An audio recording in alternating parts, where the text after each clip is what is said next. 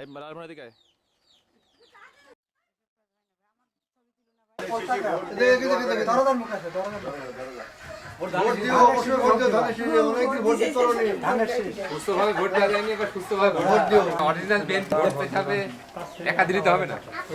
আমরা আজকে ওসমানপুর নতুন পাড়ায় এসেছি। এখানে আমরা ভোটের বিষয়ে সবাই সম্মিলিতভাবে বাড়ি বাড়ি যাচ্ছি এবং মানুষের ভিতর যে স্বতঃস্ফূর্ততা আমরা দেখতে পাচ্ছি, এটা খুবই আশাব্যঞ্জক যে আমাদের ধানের শীষ আমরা নিশ্চয় বিপুল ভোরে বিজয় হব। এখানে কোনো মতভেদ নাই। এখানে সবাই আমার কাছে মনে হচ্ছে সবাই যেন ধানের শীষের প্রতীকের পিছনেই ছুটছে। 4 নম্বর ওয়ার্ড হাড্ডি ইউনিয়ন বিশেষ করে আমরা প্রতিটা গ্রামের প্রতিটা মহল থেকে আমরা আমার শরীফ ভাইয়ের জন্য ভোট প্রার্থনা করেছি এবং তাতে বোঝা যাচ্ছে তাদের আন্তরিকতা, তাদের উদ্দীপনা দেখে আমাদের সবারই মনে এটা আশা জেগেছে যে ওসমানপুর বিশেষ করে যেহেতু এখানে ধানের শীষের একটি জোয়ার উঠেছে।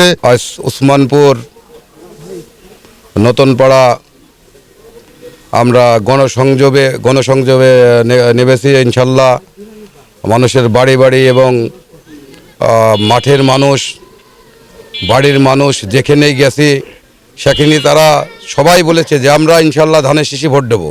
আমরা বাড়ি বাড়ি গিয়েছি, সবাই আমাদের আশানুরূপ সম্মতি দিয়েছে, তারা ধানের ভাত খায়, ধানে ভোট দিবে এবং শরীফ ভাইয়ের হাতকে শক্তিশালী করে আগামী নির্বাচনে বিজয়ী করে চুয়াডাঙ্গা 2 আসনের সংসদ সদস্য হিসেবে নির্বাচিত করবেন।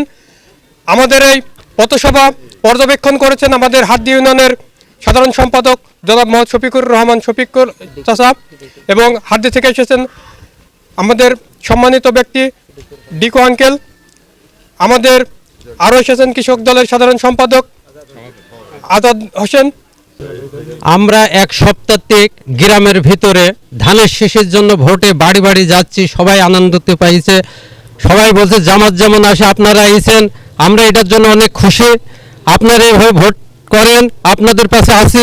মহিলারা বলছে জামাতরা যেসব কথা বলছে আমাদের মিথ্যা কথা, এই জান্নাতে নিয়ে যাবে এই মিথ্যা কথার জন্য মহিলারা সব গ্রামে প্রতিটা বাড়ি বাড়ি মহিলাদের সব মন জামাত থেকে উঠে গেছে। গত 9টা দিন আমাদের 4 নম্বর ওয়ার্ডের প্রতিটা মহল্লায় আমি আমার নেতাকর্মীদের সাথে করি, সঙ্গে করি, প্রত্যেকটা বাড়ি আমি বসছি, 2 মিনিট করে বসে আলাপ করছি। এত আগ্রহ হয়েছে যে মানুষ বলছে বিএনপি তো অনেক কিছু দিয়েছে। বিএনপি আমরা ধানের ভাত খাই, আমাদের জিয়াউর রহমান গাং কাটি পানি আনিছে, ধানের বীজ আনিছে, 90 মেশিন আনিছে। জিয়াউর রহমান অনেক কিছু দিয়েছে। ধন্যবাদ।